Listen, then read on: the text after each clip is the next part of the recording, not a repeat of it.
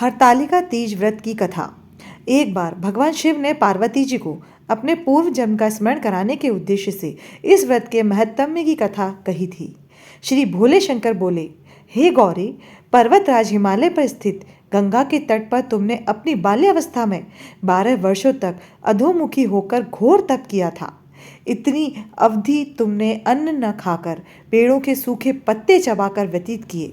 माघ की विकराल शीतलता में तुमने निरंतर जल में प्रवेश करके तप किया। वैशाख की जला देने वाली गर्मी में तुमने पंचाग्नि से शरीर को तपाया। श्रावण की मूसलाधार वर्षा में खुले आसमान के नीचे बिना अन्न जल ग्रहण किए समय व्यतीत किया। तुम्हारे पिता तुम्हारी कष्ट साध्य तपस्या को देखकर बड़े दुखी होते थे। उन्हें बड़ा क्लेश होता था। तब एक दिन तुम्हारी तपस्या तथा पिता के क्लेश को देखकर नारद जी तुम्हारे घर पधारे। तुम्हारे पिता ने हृदय से अतिथि सत्कार करके उनसे आने का कारण पूछा।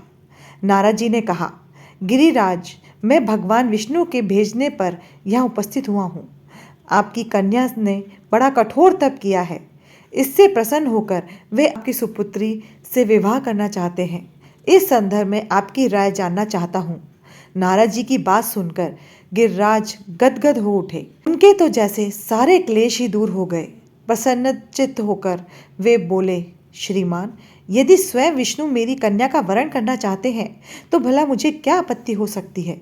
वे तो साक्षात ब्रह्मा हैं। हे महर्षि, यह तो हर पिता की इच्छा होती है कि उसकी पुत्री सुख संपदा से युक्त पति के घर की लक्ष्मी बने। पिता की सार्थकता इसी में है कि पति के घर जाकर उसकी पुत्री पिता के घर से अधिक सुखी रहे। तुम्हारे पिता की स्वीकृति पाकर नारद जी विष्णु के पास गए और उनसे तुम्हारे विवाह के निश्चित होने का समाचार सुनाया। मगर इस विवाह संबंध की बात जब तुम्हारे कान में पड़ी तो तुम्हारे दुख का ठिकाना न रहा।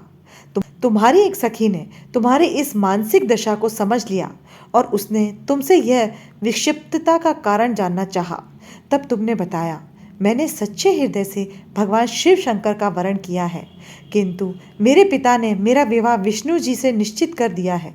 मैं विचित्र धर्म संकट में हूँ। अब क्या करूँ? प्राण छोड़ देने के अतिरिक्त अब कोई भी उपाय शेष नहीं बचा है।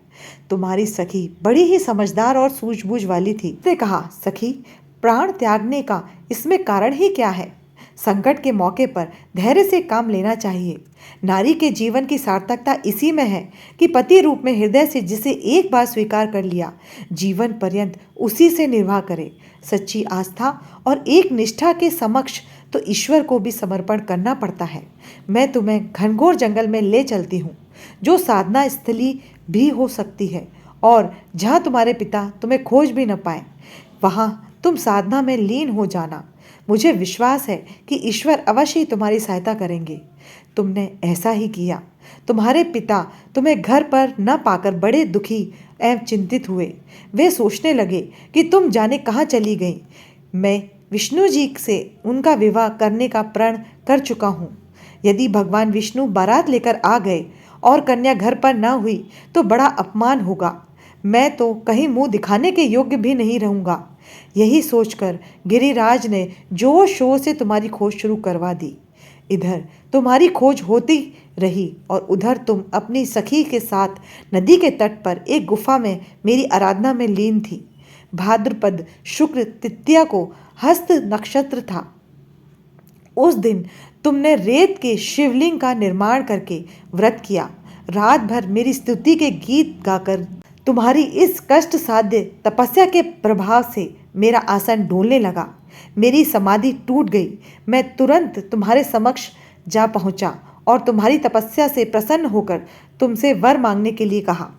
तब अपनी तपस्या के फलस्वरूप मुझे अपने समक्ष पाकर तुमने कहा, मैं हृदय से आपको पति के रूप में वरण कर चुकी हूँ। यदि आप सचमुच मेरी तपस्या से प्रसन्न होकर आप यहाँ पधारे हैं तो मुझे अपनी अर्धांगिनी के रूप में स्वीकार कर लीजिए। तब मैं तथास्तु कहकर कैलाश पर्वत पर लौट आया। प्रातः होते ही तुमने पूजा की समस्त सामग्री को नदी में प्रवाहित करके अपनी सहेली सहित व्रत का पालना किया। उसी समय अपने मित्र बंधु व दरबारियों सहित गिरिराज तुम्हें खोजते खोजते वहां आ पहुंचे और तुम्हारी इस कष्ट साध्य तपस्या का कारण तथा उद्देश्य पूछा। उस समय तुम्हारी दशा को देखकर गिरिराज अत्यधिक दुखी हुए और पीड़ा के कारण उनकी आंखों में आंसू उमड़ आए थे। तुमने उनके आंसू पोंछते हुए विनम्र स्वर में कहा, पिताजी, मैंने अपने जीवन का अधिकांश समय कठोर तपस्या में बिताया है। मेरी इस तपस्या का उद्देश्य केवल यही था कि मैं महादेव को पति के रूप में पाना चाहती थी। आज मैं अपनी तपस्या की कसौटी पर खरी उतर चुकी हूँ। आप क्योंकि विष्णु जी से मेरा विवाह करने का निर्णय ले चुके थे, इसलिए मैं अपने आराध्य की खोज में घर छोड़कर चली आई।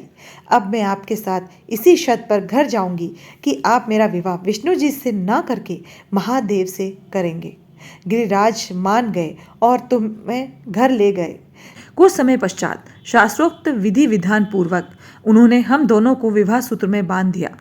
हे पार्वती, भाद्रपद की शुक्ल तृतीया को तुमने मेरी आराधना करके जो व्रत किया था, उसी के फलस्वरूप मेरे तुमसे विवाह हो सका। इसका महत्व यह है कि इस व्रत को करने वाली कुंवारियों को मन वांछित फल देता हूँ। इसलिए सौभाग्य की इच्छा करने वाली प्रत्येक युवती को यह व्रत पूरी एक निष्ठा तथा आस्था से करना चाहिए।